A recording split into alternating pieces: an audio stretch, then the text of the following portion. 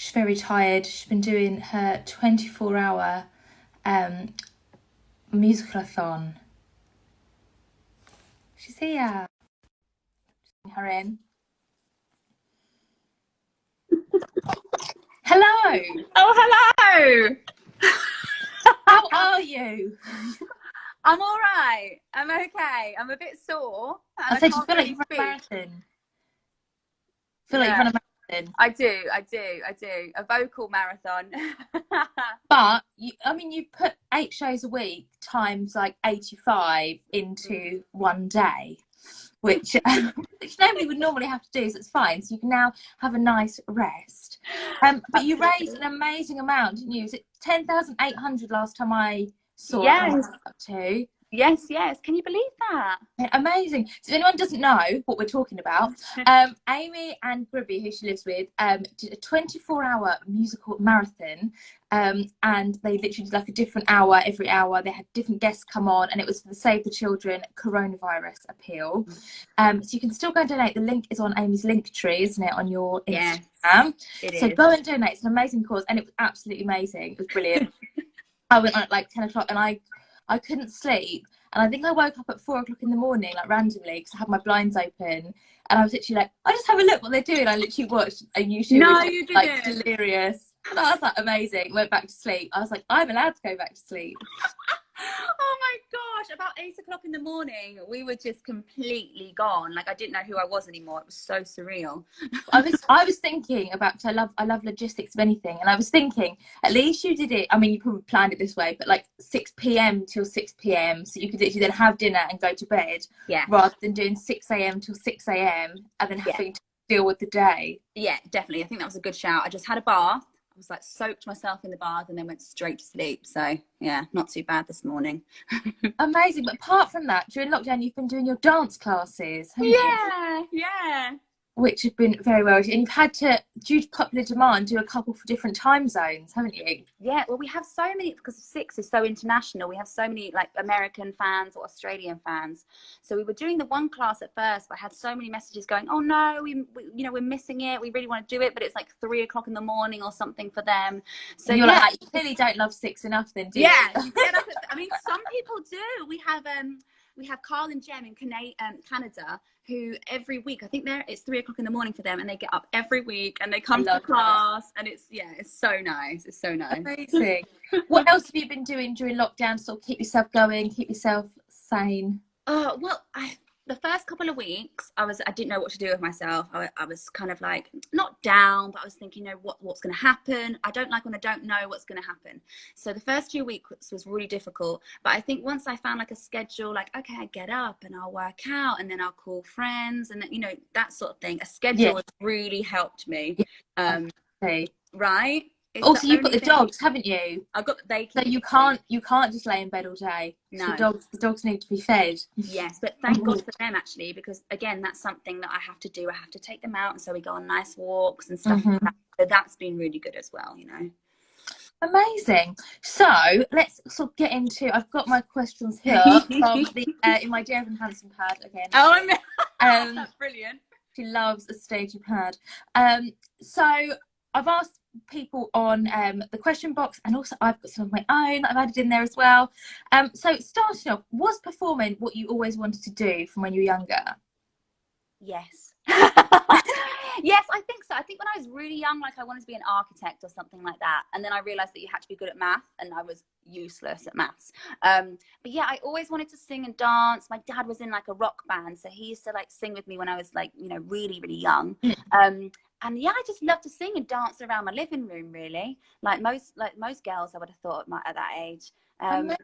Yeah. Where did you train? How did you find it? Did you enjoy it? Were you eager to get out into the real world, or did you really enjoy it? I had a really weird kind of way of getting in the industry. I didn't train. I went to Arts Ed for a month, and then I left to do this competition called the Voice and Musical Theatre Competition. So I left college to do that, and miraculously, I ended up winning the competition. Like, amazing. Honestly didn't know that was going to happen, and that completely changed my life. And so I started auditioning for shows, and I got my agent.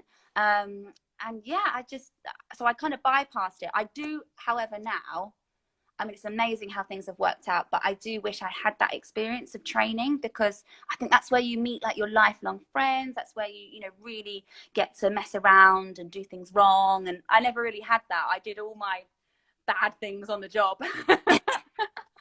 Love that. And so obviously, like you said, so you got your agent, then you started auditioning and stuff. What advice would you give to your sort of 19-year-old self about your career and like sort of what to do? I think for me, it was a weird one, because I was so young when I started, and I didn't know anything about the industry because I hadn't trained. So I did make a lot of I mean, I don't regret anything, but I made a lot of mistakes that, well, you would think that were a mistake. So I guess I would say to not put so much pressure on yourself, because I remember a lot of times I would go into big auditions and I'd really like self-sabotage myself because I put so much pressure on myself to be good. Whereas now, like, sometimes I do some terrible auditions, like truly horrendous. But I kind of think, oh well, I'm only human, you know. Yeah. So, you know, you're gonna do things wrong, and sometimes you're not gonna hit those notes, and that's just life. That's just life, isn't it? Going on to a couple of general ones. What are your top 3 musicals of all time? Like, not that you've been in, just ones that you love. West Side Story. I love that. I used to watch that every day after school, literally every single day. I'd get Angel Delight, make Angel Delight, and sit and watch West Side Story. What else? Miss Saigon. I love Miss Saigon. And I love the Phantom of the Opera. Amazing. Some all diverse choices there. Love that. And if you could only listen to one soundtrack for the rest of your life, what would it be? No, that's hard, isn't it? That's really hard. Oh. Not my question. The question of the people of Instagram. Don't. I am merely the vessel for this question. I think it would be West Side Story, because it's been, you know, I watched it every day after school and I never got bored of it. And still, when I hear it now, I'm like, oh, this is a jam, you know. I love it. So West Side Story. Bangers. And what is your dream role?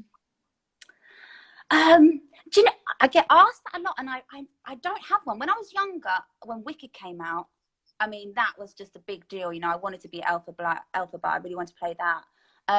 But now, I don't know. I've loved doing like new stuff, like doing, you know, Pretty Woman was amazing, and Six is amazing, because no one had done it before, so I could kind of be free to do what I wanted, and I love that freedom. And I don't know. I always ask that because it's always in the boxes. But I was saying to Sam last week, like, you know, 5 years ago, or like even like 2-3 years ago, like Vivienne wasn't a musical theatre role, and you think like what an amazing role that is with amazing songs, and like, so I don't hate asking people that, but I understand that like there are lots of roles, but there's lots of roles that's like being written right now. Like, do you know what I mean?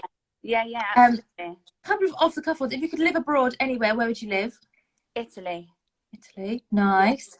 And what's your Harry Potter house? Oh, we worked this out. We have watched the whole of Harry Potter, the whole thing, while in lockdown, because I'd seen it years ago, but I couldn't really remember it. So I'd be, I think we worked out I'd be Hufflepuff. Oh, nice. I can't remember why, but apparently their traits, I can't remember what their traits are, but that's the one we went with. Who would you be? I'm not a Harry Potter kind of gal. Well, I'm not either, but I kept getting asked it, I think, because loads of the fans were Harry Potter, and I thought, oh my God, I need to work this out, because I keep getting asked. See, I'm not a Potterhead at all. Like, everyone's like, have you seen Cursed Child? I'm like, no, I don't like plays, I don't like Harry Potter. So no. So we're coming on to the show, like this sort of, obviously lots of people ask about Six, lots of people ask about Pretty Woman, but when researching for tonight's chat, I found out that I had seen you in a show before, Legally Blonde at Kilworth House. Which I absolutely love. So I want to know, what was it like doing outdoor theatre? It was horrible. It was cold. I was so cold. And it was supposed to, you know, we'd be in cheerleaders, so we had like nothing on. I was freezing. If I remember correctly, I think was Legally Blonde the first, like there's 2 productions every year, so would that have been the earlier one? So it would have been colder than if you'd done like no, you know what? We weren't the earlier one. I think we were the later one, but it was just a fluke, like really bad weather. And yeah, we were freezing. And I remember I got told off because I put a cardigan on once. No, that's not in your costume plot. No, they really told me off. I was like, I'm not going on. Because my friend Luke was Warner. Oh my So we drove from Worthing to Kilworth House and back again in a day. We came to watch the matinee. But yeah, so when I saw it, I was like, oh, I've already seen her in a show. So obviously we cannot not talk about Six. What was your audition process like for Six? Because obviously you were first cast, weren't you? Yeah. So did you know anything about it? Like, how did they sort of present it to you? Or they just like, there's this show we're going to do. It's more like a concert. I haven't actually seen Six, I'd just like to say. And I haven't listened to any of it either because I don't listen to shows before I see them.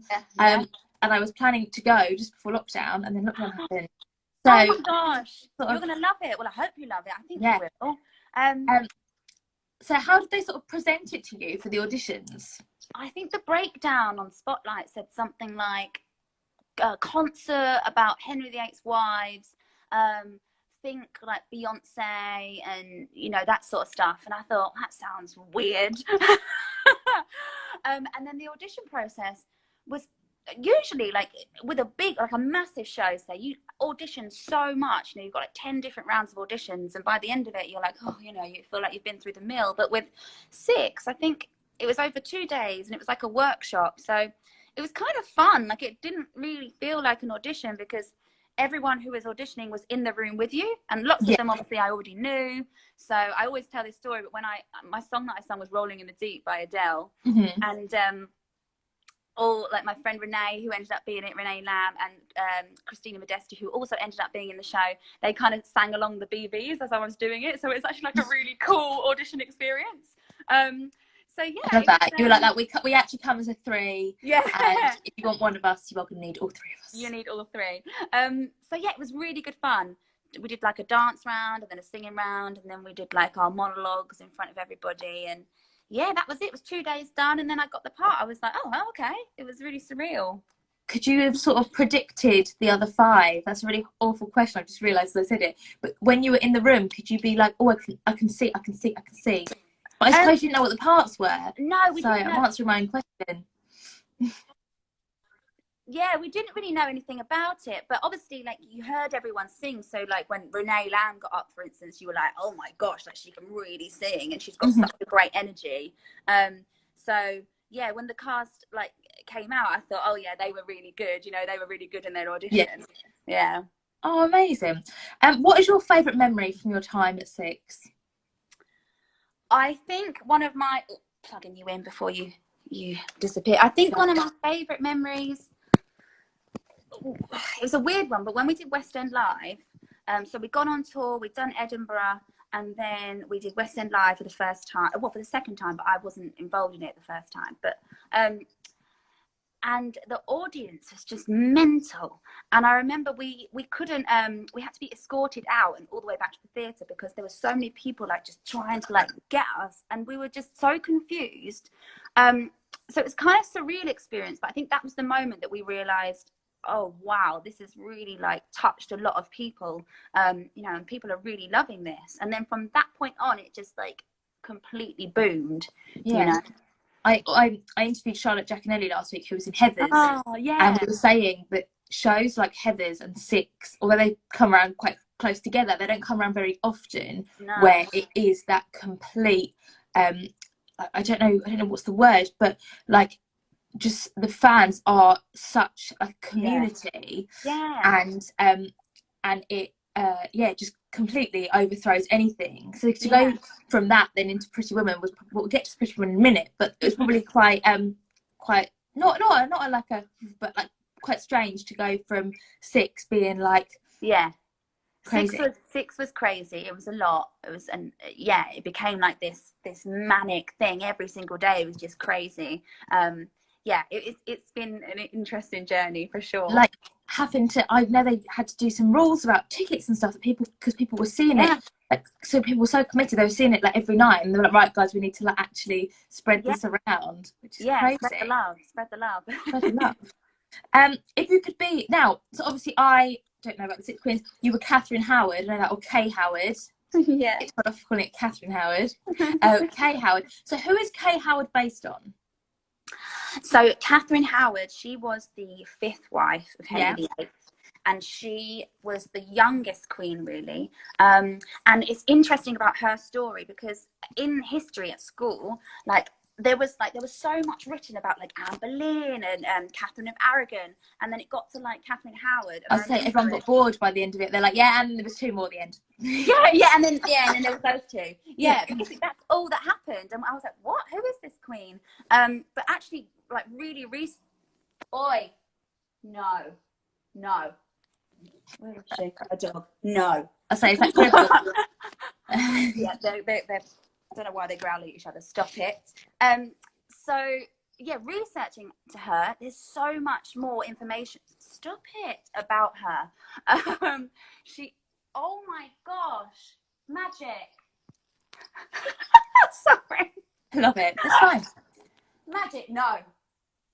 Keep calm. Carry on. Yeah, there's so much more information about her. She's really interesting, and what happened to her is awful. She was just a child, really, and then, you know, the king was kind of, oh no, done with her. Done with her. Gone. I know, but so each one of the queens is based on like Beyonce. Oh, right, yeah. So Catherine Howard is based on Britney Spears or Ariana Grande. Oh, lovely. Which yeah, is now amazing. I know the picture with the hair. Very Ariana. Yes, the hair was like proper straight back. Yes. This was amazing. I was like, yes, get rid of those lines on my forehead. Yes, Absolutely. If you could be any other 6th queen, who would you be? I think I would love to play Anne Boleyn, just because she's so well written, and she's like a real comedy character, which is what I love to do. So I think I would love to play her. So if you were going to go back, would you like to go back as Kay Howard? Would you like to go back Anne Boleyn? Or maybe you could, like, you know, swing it that you could do like a little split track. So, like, How cool would Tuesday, that be? Wednesday. Yeah, that would be so good.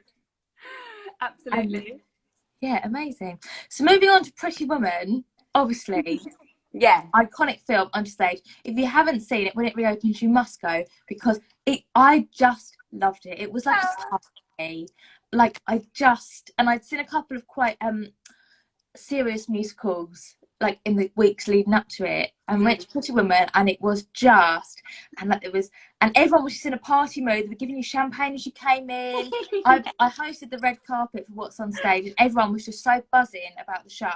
Yeah. Because it's so iconic and everyone knew about it, that everyone was so excited. So for you, Vivienne as a character, like, how do you see her? What's your view on her?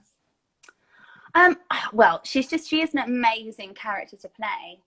Obviously, when you think of her, you think of Julia Roberts, right? You immediately go to that. Not anymore, I don't. Thanks, Aimie. But like, when you hear Pretty Woman, and when I got the part, I was like, okay, right. It's not that there's pressure or anything, because it's a musical, it's a different form, but I thought that what she did in the movie is so iconic and so amazing, that I thought, right, I've really got to kind of put my own stamp on it. But she's brilliant because she has so many different sides of her. She's funny, but she's also really goofy.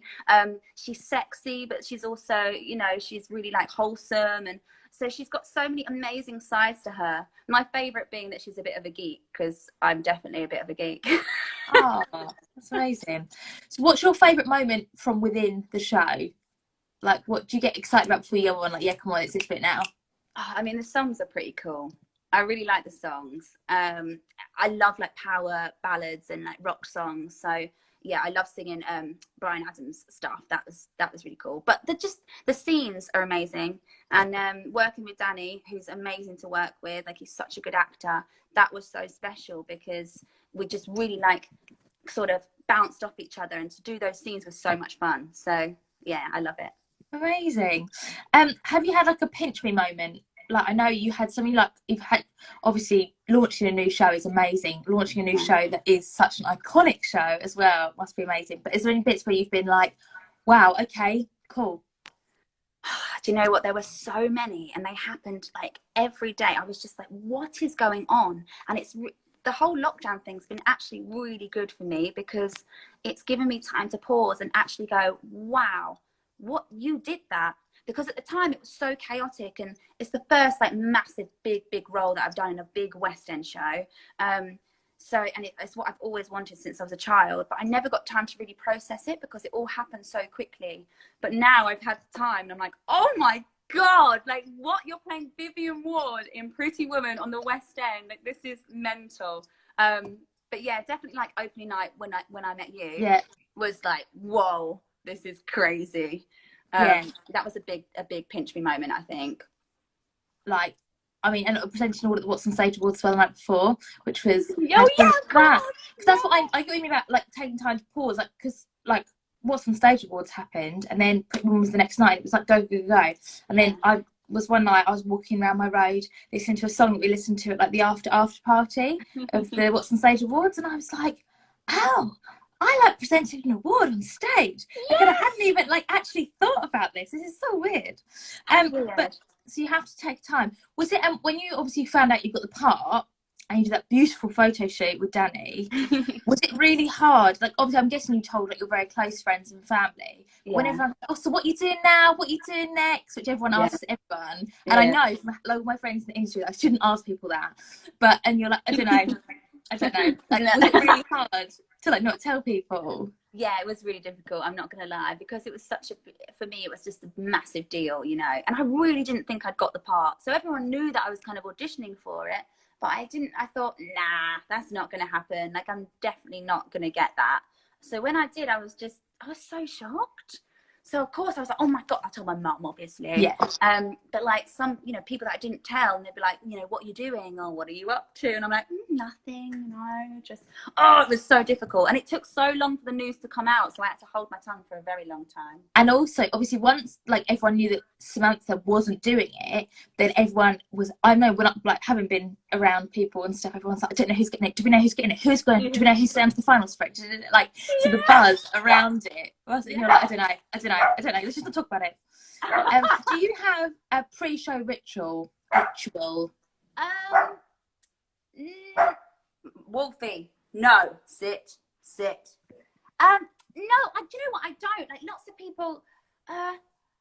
people do, don't they? But I just kind of go with the flow. Do you know what? With Pretty Woman, there was no time because you've got to get the wig on. So people are, you know, everyone's putting your wig on, then I've got to put the makeup on, and then it's like, oh, it's Act 1 beginners and you're off, and I'm like, oh, okay.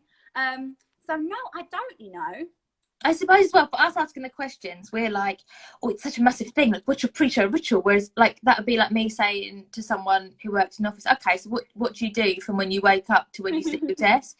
Like, and it's just normal life. Do you have any funny onstage moments from any of the shows you've done, or any onstage mishaps? Oh, loads. I'm awful. I always, loads. Six, there was loads in Six. Completely blanked one day, you know, completely forgot my line and just went, oh, sorry. I don't know why I did that. I've fallen over. I fell over a vocal monitor once and passed out, and my legs were sticking out of the wing, so all you could see were legs.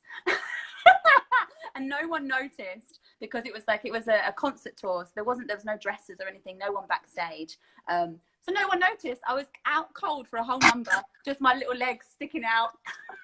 Oh my God. You just see like someone drag you. Yeah, it was ridiculous. So funny. I love that. I've got a couple more questions. I'm going to let you go because you need to go and rest after you're done. What would you say is the hardest show you've done? Six was really hard. Six was really hard because it was like doing a HIIT workout, you know. And once you got on the train, you couldn't get off of it because you don't leave the stage. It's only 75 minutes long, which I know sounds like, oh, it's nothing. But it is. You wouldn't just if you saw a 75-minute HIIT workout on YouTube, you'd be like, no, I'm all right, I'll just find I'm fine. I'm fine, thanks. So that was difficult, and we did 9 shows a week and sometimes 10 shows a week. So it was difficult. Wow. That's the toughest, I think. Did you get shows off in that time, or was it just real? Sometimes we did all 10, and then sometimes they'd like swing you off and put the alternate on, like because you needed a break. But yeah, it was hard. Thing. What's your favourite non-musical song? As in not a musical, not like a cappella rap. I really like Kiss from a Rose, Seal. Oh, Seal, yeah. But it's quite theatrical, so that's probably why I like it. It is, yeah. It is. It could where be it starts, where it builds. Yeah. Who inspires you the most? Gribby's going. Gribby? No. Do you know, I don't know. And this is another question I get asked a lot. I don't have like a, I mean, my favourite band is Aerosmith, and I love Steven Tyler. But I like. I love how you correct that to Stephen. Like, I'm not his friend, Steve. No, Steve, my mate. Mr. Steven Tyler. Yeah, so I don't really know. I have lots of people that I admire, you know, actresses and things like that, but I don't have like one that I'm like, that's the one. You know? That's good. A little bit of everyone. Yeah. And our final question: what are you missing the most about theatre? Oh, I think I miss the like every day something different happens and you just don't know what's going to happen. You might get a call and your whole life has changed. Like I love that. So yeah, every day is just completely different. You don't know what's going to be thrown at you, and that's what I miss. Oh, amazing. Well, thank you so much for joining us. Thank you. And guys, don't forget to go and donate some money if you haven't for Save the Children. And hopefully we'll all be back in the Piccadilly Theatre soon, having a lovely old time. Absolutely. See you there. And thank you all for joining us to watch. And thank you, Aimie. See you later. Bye.